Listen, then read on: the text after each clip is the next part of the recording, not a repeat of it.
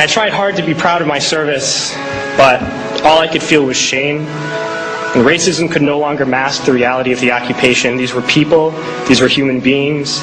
I've since been plagued by guilt anytime I see an elderly man, like the one who couldn't walk, who we rolled onto a stretcher and told the Iraqi police to take him away. I feel guilt anytime I see a mother with her children, like the one who cried hysterically and screamed that we are worse than Saddam as we forced her from her home. I feel guilt anytime I see a young girl, like the one I grabbed by the arm and dragged into the street. We were told we were fighting terrorists. The real terrorist was me, and the real terrorism is this occupation. Racism within the military has long been an important tool to justify the destruction and occupation of another country. It has long been used to justify the killing, subjugation, and torture of another people. Racism is a vital weapon employed by this government. It is a more important weapon than a rifle, a tank, a bomber, or a battleship. It is more destructive than an artillery shell, or a bunker buster, or a Tomahawk missile. While all those weapons are created and owned by this government, they are harmless without people willing to use them. Those who send us to war do not have to pull a trigger or lob a mortar round. They do not have to fight the war, they merely have to sell the war. They need a public who is willing to send their soldiers into harm's way. They need soldiers who are willing to kill and be killed without question. They can spend millions on a single bomb, but that bomb only becomes a weapon when the ranks of the military are willing to follow orders to use it. They can send every last soldier anywhere on earth, but there will only be a war if soldiers are willing to fight. And the ruling class, the billionaires who profit from human suffering, care only about expanding their wealth, controlling the world economy. Understand that their power lies only in their ability to convince us that war, oppression, and exploitation is in our interest.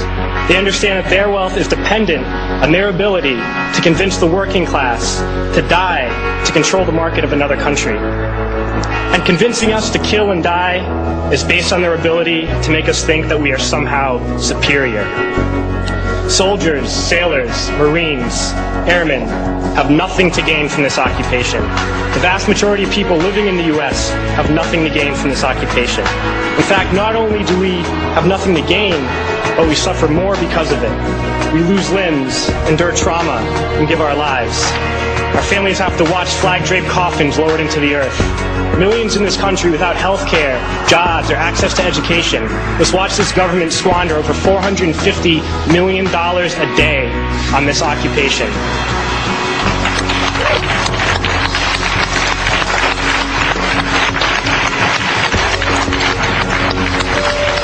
Poor and working people in this country are sent to kill poor and working people in another country to make the rich richer.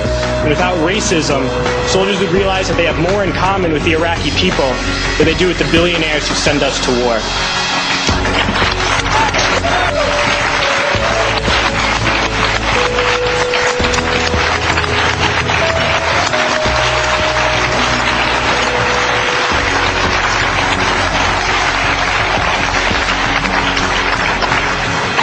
I threw families onto the street in Iraq, only to come home and find families thrown onto the street in this country, in this tragic and unnecessary foreclosure crisis. We need to wake up and realize that our real enemies are not in some distant land. They're not people whose names we don't know and cultures we don't understand.